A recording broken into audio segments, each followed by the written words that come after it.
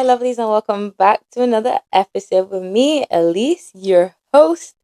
If you don't know where you are, hi, hello, welcome back to TGL. Through Grace's lens is what I mean. Okay, before we get into today's episode, which I'm actually so excited for, I am very, very excited for. And I hope you guys are excited for it too, because if you guys weren't excited for it, what are you doing here? Apologies, that wasn't very nice. Anyway, if you guys haven't seen already, for those who are on the Instagram, Through Grace's Lens is now on the Bible app and will be releasing devotionals and Bible plans to help you along the way, in this walk with Christ. And what I'm gonna do and what I will be doing is with every so often when I release an episode, there will be a plan tied to that episode too. And it's just to help you kind of understand, because for me, I use plans a lot. Plans help me so much.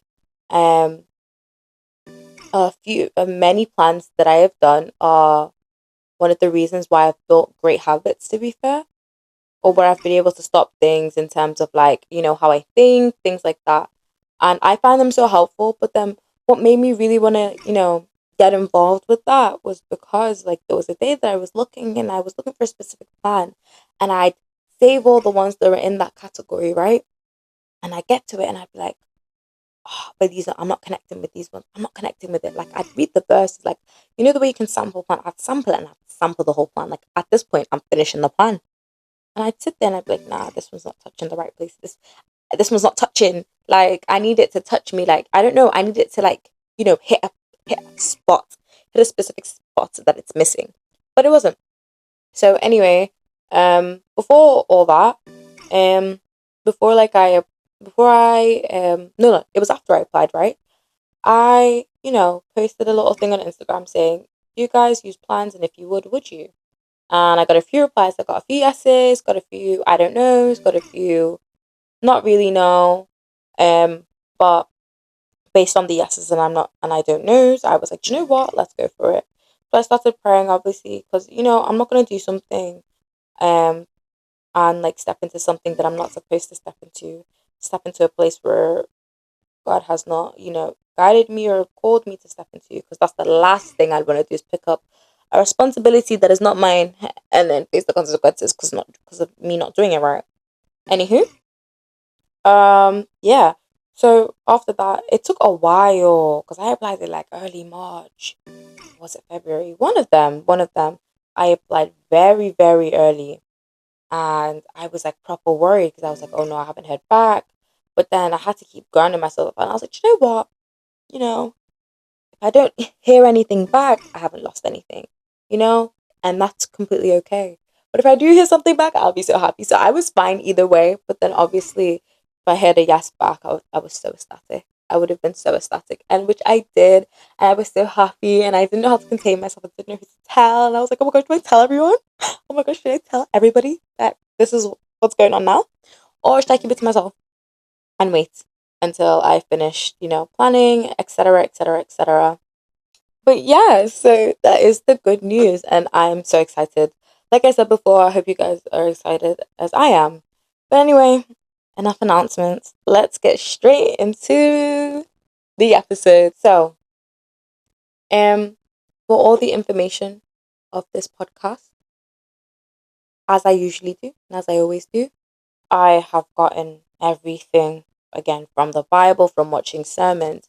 And what I did specifically with this one was, I kind of did with all of them, but this one specifically, because I didn't want to get this wrong. I took character profiles and I put the pros and cons of the specific topic. So the episode is called Be Seen by Him. And this is tailoring towards, emotions, how they can affect you, how you handle them, how you feel them, and how to make sure that they don't end up ruling you. Because don't let emotions become your compass, your moral compass, or your compass in life in general. Because the moment they become your compass is the moment emotions begin to rule you, I genuinely think you may have lost a little bit of control because emotions are volatile. I know there's been times where my emotions have been going high, low, left, right, and it'd be in the same day, but then it'd be in the span of like a good couple of hours, and it's because I've been in a place of like I think, oh yeah, I can hack it. It's fine, but realistically, I can't really hack it. Sorry, I don't know how to tell you why. How can I hack it when I'm letting them lead me? It doesn't work. But anyway, ask yourself these questions. Have you ever felt like your emotions are trying to suffocate you? Like you just be sitting there and you're thinking, your head is going at 100 miles per hour, and you're just like, what is going on? You're trying to make it stop. Next thing you know, you have a wave of anxiety coming over you. You've got a wave of fear. You're stressing. And you're stressing for what? Then you start questioning yourself like, oh, where did this start? How did it start? Why do I feel like this? And then in the end, you start to ask yourself, okay, cool. So how do I handle this? I was gonna say, how do I hack this? But again, a bit of both. How do I handle this? How do I hack this? How do I do a bit of everything? You know what I mean? As I've said in a previous episode, this was in season 2, and the episode of Truth and Lies. And this was in part 1 when I started talking about your heart being deceitful, right? If you know that episode, then you'll remember that I spoke about our heart being the center of not only everything that happens spiritually, but everything that happens physically. And some people say to trust your heart or like to follow your heart, things like that. But then because your heart is so like, it's the point where everything's just connected emotionally, spiritually, physically. That sometimes it can be hard to differentiate what's going on, and you never know, depending on where you are in your walk or how or what's going on, or if whatever season you're in.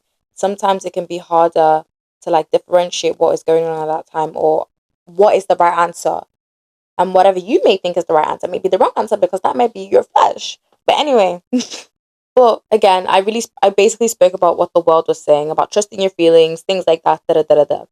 However, God tells us to be led by Him. He says, follow me. Hello? He says, follow me. Not follow your emotions, not follow how you feel. Because imagine you follow how you feel, right? You'll end up in God knows where. You'll end up in like, imagine like imagine there's like situations that you haven't came across before. Imagine, right? Imagine if you followed anger on a daily basis and you have rage built up inside you, consistent rage for no reason, and you don't even know why you're angry to the point where every single day you were always getting into fights. Consistent conflicts, consistent arguments with everyone around you, people that you used to call your best friends, people that you were so close to, everyone around you that you're consistently arguing with them, you're consistently, like actually almost getting into physical altercations, causing you to sin because you're harming others then, you know? Don't let it get to a point where your emotions are causing you to sin. You know what I mean?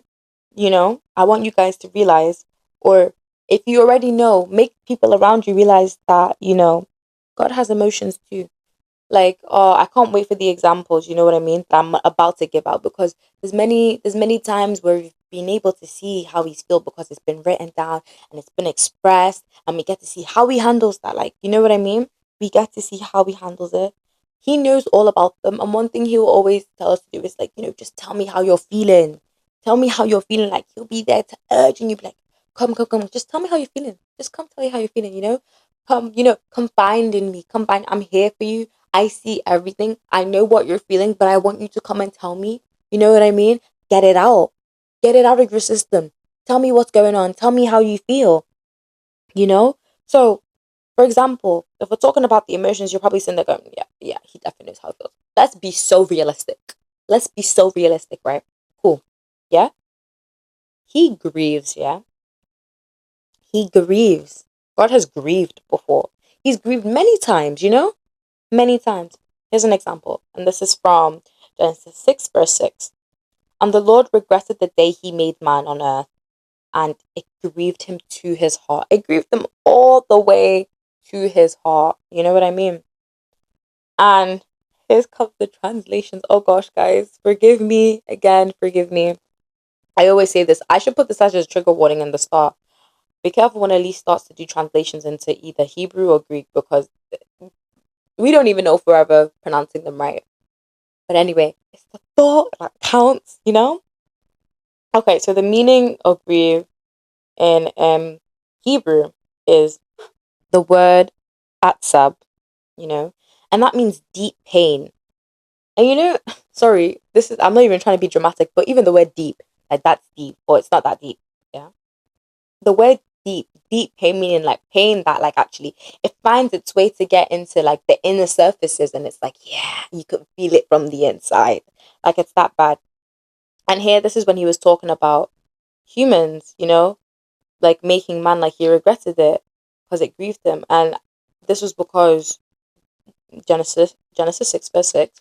This is when he saw the wicked things that were going on, you know, to the point where it started to hurt him deeply. It grieved him. The fact that he had to, you know, when you grieve, right? The like, you know, the way we use grief now is like to experience, and it's to describe what it feels like to lose someone. So the loss of something. That's what we use the word. Oh yeah, that person is grieving. Oh, your uncle's grieving. Oh, your friend's grieving.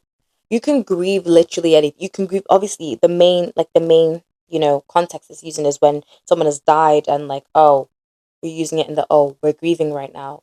You're suffering the loss. You're going through the loss. You feel so much sadness because of the absence of this person, or you can feel so much sadness in like grieving how you treated yourself, or grieving how it once was in a friendship, how it once was in a relationship, you know, kind of overlooking that deep pain. But then in this case, he's grieving because of what the humans were doing at the time, what they were doing in Genesis 6 verse 6, in Genesis 6 in general, what they were doing like during then, like, you know, fair enough, like if something is looking bad and like it's worse and everyone's mistreating each other and it's and looking and living and working just to achieve their desires, like the desires of their own heart, not even trying to accommodate anyone else around them. You know what I mean? Okay, another example. This one's about anger, right? He gets angry. Okay, cool. So I've taken this from the verse of Psalm 7, verse 11. Yeah. And I've paraphrased it. Basically, it says that God is a righteous judge and he's a God who feels indignation every day, you know. So this is a paraphrase. I'm just like wanting to like make sure you guys know because I don't want you guys to go back and be like, hold on, this is not what she said. Why is she saying that? If that's wrong, what's she doing? Paraphrasing. Okay. Okay, so I wanna point out, I'm gonna like, you know, break out, I'm gonna like, you know, take two words out of the verse, right?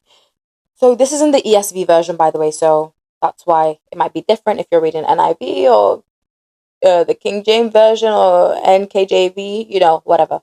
Cool. So the word that I want to focus on right now is indignation. Yeah. And I had to search up what that meant, to be honest, because I was like, indignation. I know it's about anger, but I've never heard the word indignation before, right? And it means anger that is triggered by something that's morally wrong or something that is just completely wrong. So imagine you're walking on the street, yeah, and you see someone who's like around the same age as you, or like children just running around, and like you see a homeless person and they're like mistreating either a homeless person, someone or someone in general, just straight up bullying them. That's just straight up wrong, and they're laughing because they find it so humorous to them. Why is it so humorous to you to mistreat someone, to treat someone so horribly? Like it's not okay. And that it triggers you, makes you angry, and that's where it comes from. The word righteous, right? So you know, he is described as righteous because he is fair and he, without bias, he is able to point out when something is just straight up wrong, even if it's like the tiniest thing. Whereas I feel like it'd be awesome. Let's say if we're stuck between people that we love and we're able to say, oh yeah, they did something wrong and they also did something wrong, but who's more wrong? Or they did something wrong and they didn't, and they're like the victim of it. Like whether person one and person two, yeah. Person two is clearly upset about what's going on, and person two came to you to confide in you. Person one also came to confide in you, but they're talking bad about the other person, right? And then you end up downplaying the situation to person two, and then you know, kind of downplaying how person two feels to person one. Just trying to solve the conflict, just so there's no conflict, so the conflict no longer exists. That's the wrong thing. Instead of saying to person one, look, You are wrong for that. Simple as. And validating person two, because person two might need a bit of comfort, may need a bit of validating, because they don't want to feel like they may be feeling like they're going a bit crazy, maybe feel like they're overreacting. You're not. You're not. But at the same time, you got to be careful about how you react. In terms of overreacting, I mean like react like how they feel now. Like maybe I feel I'm being sad for no reason. Maybe I feel upset for no reason. Maybe I feel disrespected for no reason. No, that's what I'm talking about. Not the overreacting as if they're gonna go do something and fight them. That's not what I'm on about. Anyway, moving on. God rejoices. Okay, this is Zephaniah 3:17. The Lord God is in your midst, a mighty one who will save. He will rejoice over you with gladness. So the same way we rejoice in him and we give him thanksgiving is the same way he rejoices in us because he sees all the good things that we do. Do you know what I mean? And I say all the good things. I mean the good things that you decide to do, or the good things that you start doing out of habit. Not the good things that you decide to do because, oh my gosh, this will make God so happy, and you're trying to get like points. You know what I mean? Because he knows your heart, darling. He knows your heart, but he will praise you. It's not like anything that you do. He's not gonna overlook it, and he's not gonna be like, okay, and like if it's something that you're doing from the bottom of your heart, and I mean when you literally have nothing, God sees everything that you do. There's times where you're making him smile. Times where you're like, oh, where he's like, oh yeah, that's my child right there. That's my child right there. Do you know what I mean? With Job, for example, Job got tested because the devil didn't believe, and he didn't believe that Job would stand 10 toes down, stood 10 toes down for God. And I feel like that came from a place of like jealousy, and I mean straight jealousy, because Satan, who was once Lucifer, wanted to be like him, and God was very fond of him at one point. You know what I mean? And then he wanted to be like him, wanted to have all of his power, and because he got a glimpse of himself. You know, cool. And now that he sees the way God is praising one of his children, he's like, nah. And he didn't believe it. But at the end of the day, we live and we learn. Job lived and learned. You know what I mean? We gotta get through it. He persevered in the end. And that's something that we're gonna all have to get through. You know what I mean? Cool. So, back to the emotions thing. We never left the topic, but the subject. The problem isn't having emotions. It's what you do with them when like you start to feel them and how they are handled. I just want to mention people in the Bible, like people who responded well versus people who didn't respond well. So first person who I think responded well, and I feel like she's really overlooked because I never really hear people talking about Hannah. You see Hannah's story in First Samuel. Um, I picked out the specific verses of First Samuel 1:10, verse 10 to verse 18, and I want you guys to go read that for yourself. Think of it as homework. Like, follow along with me. Just follow along with me. Okay, cool. So, yeah. Pause it if you guys are going to read. Don't pause if you're not. Because I'm just going to paraphrase. We know that she was a wife to Elkanah. Or Elkanah. Yeah. She was sad because of the fact that she couldn't conceive kids like his other wife could. You know what I mean? She couldn't like bear children. You know what I mean? And it was so sad to the point where she was so grieved by it that she was so upset, and I mean so visibly upset. But because she was upset, she went and confided in the Lord, and she wept in prayer. She prayed to the Lord, and she cried. She cried and she got comfort from him. All these things, you know. People even thought that she was drunk, but she wasn't drunk. She was just in pain. Girlie was in pain. Do you know what I mean? Like, I feel like that's so disrespectful. Like, you think because someone's out of character, God forbid they're praying to Jesus. You know what I mean? Like, to automatically assume that they're drunk. And the fact that she had to stop crying and be like, look up at the man and be like, I'm not. I'm not. I'm weeping. I am upset. I am grieved. Okay, yeah. And I think that should be our initial reaction. I'm even speaking to myself. I'm not just speaking to you guys. I'm also speaking to me. I'm also speaking to Elise. Guys, this should be our first instinct. Obviously, when something's going wrong and we're crying and we're upset, obviously, just, hunch up into prayer and be like, Jesus, I feel like this because of this, and I don't know what to do, and da da da da, and it just makes me feel like this. Because once you start talking, you're not gonna stop. Anywho, next person who didn't deal with it well is Cain, and this is in Genesis 4, verse 3 to 8. Go read that too, because I'm not reading that one out. That's homework for you guys. But anyway, Cain got so vexed and jealous over Abel, even though. And the thing is because it was literally when they were trying to they both brought sacrifices. But I think the thing was, I think the thing was, from what I read, obviously, Abel brought his biggest, juiciest animal or whatever in his flock, brought it. And then I think Cain brought one. And I think it was to kind of show his heart posture, where like he didn't really think about the sacrifice he was given. He just kind of went, oh, I'll just get this one. He didn't really consider it. He just said, I have to do it to do it. You know what I mean? And gave that over. So I saw that and I interpreted it as Abel giving his most prized possession to God, like, trusting God with his most prized, piece of animal. You know what I mean? And then Cain not really taking that into consideration, that this is something that I'm bringing to God, this is something I'm bringing to someone that I'm supposed to care about, supposed to have love for, etc. You know what I mean? It got to a point where when they were doing the sacrifice and all that, and he got praised, and Abel got praised, Cain didn't. God asked him, why are you vexed? What's going on? Why are you angry?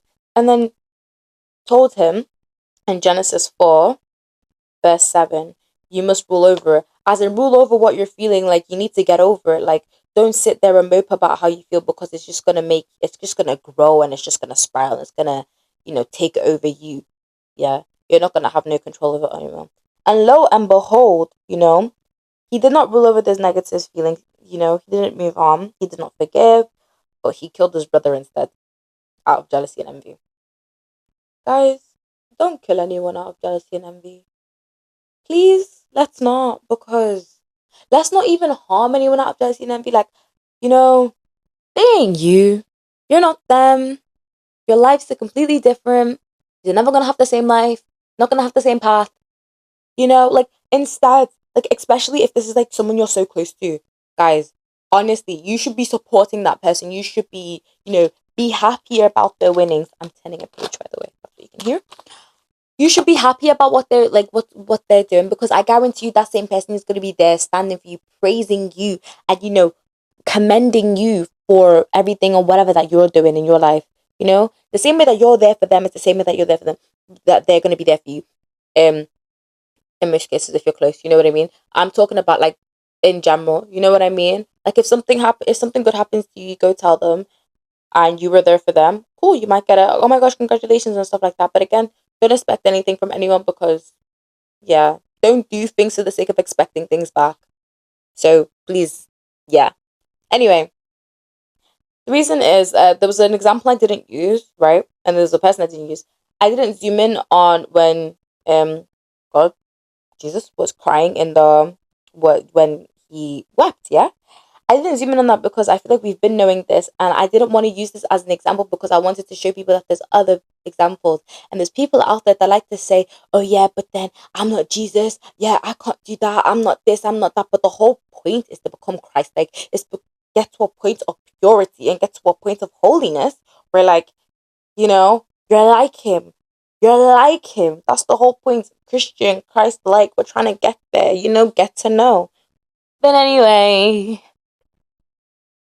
what do we do when we get there? Like, what do we do when we have all these emotions and we're expecting people to know what to do, and we're asking everybody, and you think that everyone expects you to know how to handle yourself because you should know yourself the most, and da da da da da da da da da da. Okay, relax. I have 4 steps for you. Yeah, 4 steps. Step 1, bring them to him, even if it's like the hardest thing ever to you. Because once you start talking, you won't stop. When you have people around you and they start asking you, you okay? Mind you, you're on the verge of tears. You're on the verge of crying. You're on the, like, and they're like, it's just the one. Are you okay? Are you sure? Next thing you know, you start bawling and then you start talking. Honestly, and you don't stop because it's like, oh, it's finally coming out. Don't bottle things up. When you bottle things up, it just becomes worse, and it's like you're like a compressed can, like you're a compressed carbonated can waiting to pop. You know when someone shakes like a coke can, or like a can of a fizzy drink, and they like open it and the drink just goes everywhere. That's literally what you're like, because you're pressing it, thinking that everything's gonna be okay as so long as you ignore it. And as much as you're like, okay, yeah, but he should know my heart, he should know my heart. But the thing is, you talking about it is you getting it out, because why are you gonna keep it all in? You can't handle 20 things at once. You can't. And that was said to me. It's okay. It's okay. This is to everyone else, including me, because we're only human. We can't handle 20 things at once, guys. Please, let's not. And here's a verse for you guys so you can back it up with that. First Peter 5:7. Casting all your anxieties onto him because he cares for you. Don't just do it because it's like, oh yeah, tell him so we can fix it. It's the fact that he doesn't like, he wants to listen to you, he wants to comfort you, and he wants to help you through it. You know what I mean? It's not for the sake of, oh yeah, I need to go tell God what's going on, because I have to. No, it's because it will help you. He will help you. Like, do you know what I mean? Okay. Step 2. Be honest. He knows your heart. But being honest will help you accept and come to terms with it. It will help you come to terms with how you're feeling, because the moment you start speaking about it and you're like, oh, I don't know why I feel like this, the fact that you're talking about it and you're talking about when this started, whoever you're speaking to, or like the fact that you're getting it out, slowly and surely you'll clock about what you're saying. You're like, oh, this is what I'm stressing about. Okay, okay. Let me take a step back and let me look at it. Let me look at the severity of the situation and let me deep it. Is it really that deep? Type of thing. But like, you know what I mean? It helps you come to terms that it's the fact that it's out in the open. It's not just you against the world, but you're back against the wall, going, what is going on? Things like that. Step 3, don't sin in them. Proverbs 4:23. Keep your heart with all vigilance, for from it flows the springs of life. Yeah, I understand when you're upset, things like that. It's so easy to be like, I'm gonna seek my own vengeance. I'm gonna get my get back. I'm gonna do this. I'm gonna do that. Yeah, and that's gonna make me feel better. But no, no, because you're letting the emotions win, and because you're at your most vulnerable place, it opens a door. And when you start thinking all these things, it opens a door because you're vulnerable to let Satan come in and kind of instill thoughts into your mind, make you think that this is a good idea when entirely it is not. Okay? You hear me? Don't do that, because it's only just gonna cost you, number one, more consequences. Two is you're gonna regret it in the end. You're gonna regret it in the end. It's giving Judas. You know what he did, and then in the end, what did he do? Because he was so grieved about what he'd done, and it actually took a toll on him. He killed himself. I'm not saying God forbid, but like, look at circumstances like that. You're gonna feel, it's gonna have some sort of effect on you in the end of it. Let's just be realistic. No matter what type of person you think you are, like, oh no, I have no regrets, I have da da da da da da da da da da da. If you have some sense of morality, you will feel bad about it in the end. Simple as that. I don't know how to tell you, because no matter how bad it is, if it affects another person, and for you to stand there and say, oh, I'm a Christian, or I love everyone, love thy neighbor, and all that stuff, yeah, and you're there trying to plan something against other people, even though the fact that you're here bears, yeah, but the first thing we're supposed to do is forgive. And yeah, forgiving is hard, but you can forgive from a distance, you didn't have to forgive in person. You can forgive from a distance. You can forgive 2 streets down. You know what I mean? Like, you can forgive in a different country. You don't need to be near them to forgive, for so long as you forgive. Because remember, when you forgive, you're forgiving for the sake of yourself. You're forgiving for the sake of yourself, to let go of that burden, to let go of that grief, to let go of what is literally holding you down. Because why are you going to let something that someone has done to you hold you down? Was it your fault? No. No. And I understand that it hurts, because at the end of the day, when something bad is done to you by, let's say, someone you trust or someone in general, it hurts. It's going to hurt.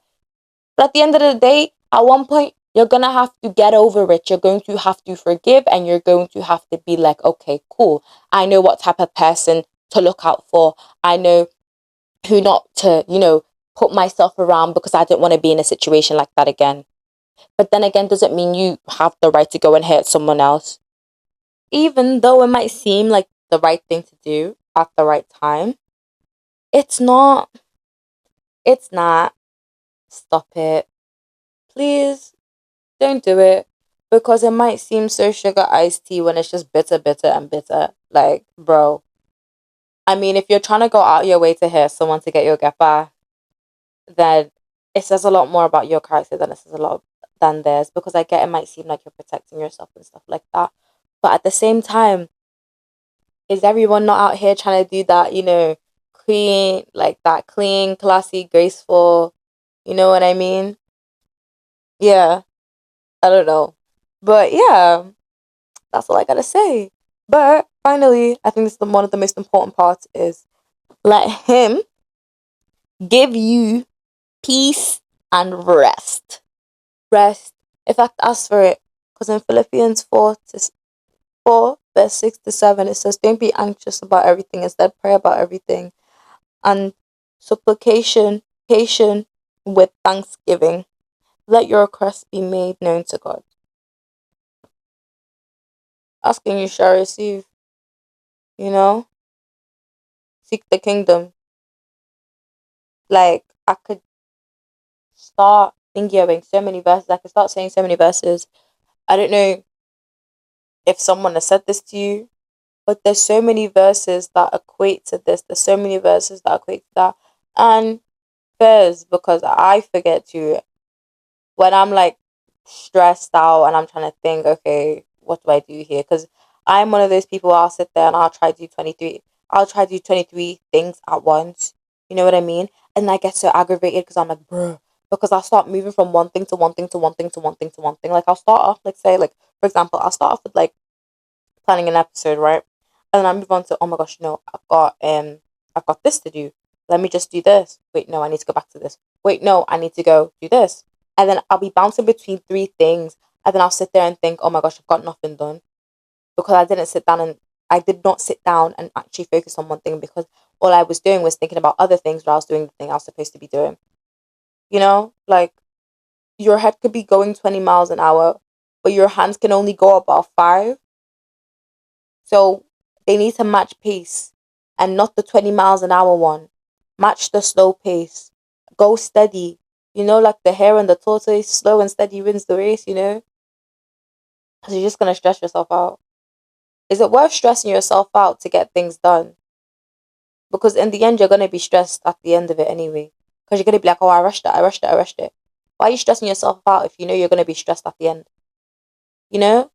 If doing 3 things at once or 20 things at once is going to stress you out, even after the end, even after you finished it, what's the point in doing that? Pick one thing that's not going to stress you out and work your way down the line. For me, I'm a girl that does to-do lists now because that's the only way that gets me through it. I love a good to-do list.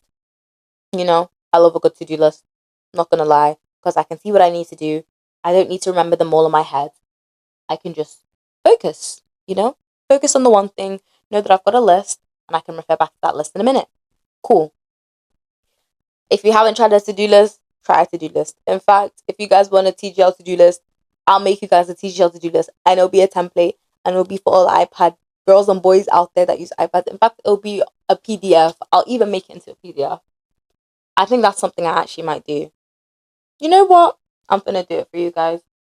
Because, I know some people out there and they like, the only thing that motivates them is like things that look nice and fancy and shiny. Realistically, get it out of your head. I'll do it for you guys. Don't worry, because I like to help. But get out of your head, because at the end of the day, not everything is going to be doing nice. It's not going to be looking nice and shiny and refreshing. You know what I mean? It could be so minimalistic but so powerful.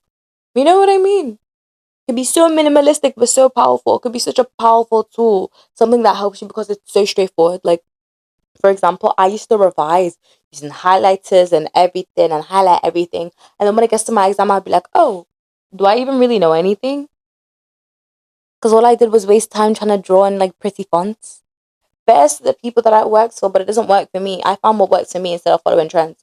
Because why am I going to continue to follow a trend that doesn't help me instead of finding what works for me and building something based off that? Because what's that doing? Is that doing anything for you? Because it ain't doing anything for me. It really ain't doing anything for me. I'll tell you that for free. Because There'll be a point where I'd see people doing, like, I'd see people doing revising in that way. They'd be getting high marks. Whereas I don't need that. I need something straightforward. I either need to read and answer questions, read and answer questions, read and answer questions. But I could apply the same concept to so many things. The same thing that works for you ain't gonna work for the next person. The same thing that works for the next person ain't gonna work for you. Stop copying people and be your own individual self. Do you know what I mean? Just because it's a trend, don't mean you have to conform to it. Are you not trying to? In fact, scrap that. I was gonna say something else. Were you not called to be set up? You were called out and set apart. You were called out to be set apart. You were called out to do something different, not conform to whatever trends and fashion things are going on. You know what I mean? You're trying to force yourself to fit in and stick into whatever societal based thing is going on around you when you were born to stand out. There's places where I've been and I felt so uncomfortable. I'm like, why am I even here? Like, why am I even, you know what I mean? Things like that. It could even be in like a shop or anything like that. I'd be like, no, I don't fit here. Why am I doing that? Because I wasn't made to be there. I was not made to wear those type of things. I was born to stand out. I was born to do my own thing. I was born to create my own trend. But in fact, if people follow it, people follow it. But I am here following someone else. I'm not here to be a shepherd. You know what I mean? I ain't here because I got one. Because I'm a sheep to him. I don't know how to tell you. Because the amount of time this guy has had to come out and collect the one, me being the one, and leave the other 99. Because what? I got stuck under the table and I was like, everything's going wrong. Nothing is going wrong. Nothing is going wrong. I just had 3 things to do and decided to do all 3 at once because I thought I was cool and I thought I'd get it done quicker basically. But no, snap out of it. You're too good for it. For example, like I don't know if you guys have noticed, like I've changed the icon. I've changed the icon like 3 times. Let me rest, okay? I've changed it 3 times because I don't like the way it looks. I feel like each time I change it, it gets better and better and better. One thing you guys need to understand about TGR is I am still a girly that is in trial and error, yes?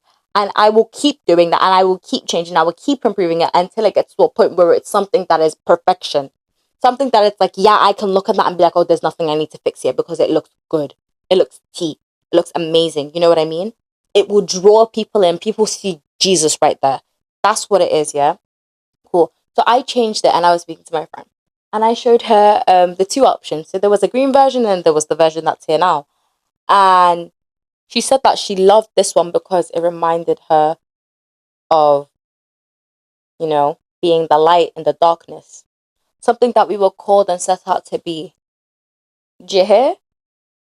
And I love the fact that she said that because I was like, yes, because that's what I'm trying to be. I was called out and set apart for a reason. You know what I mean? You know what I mean?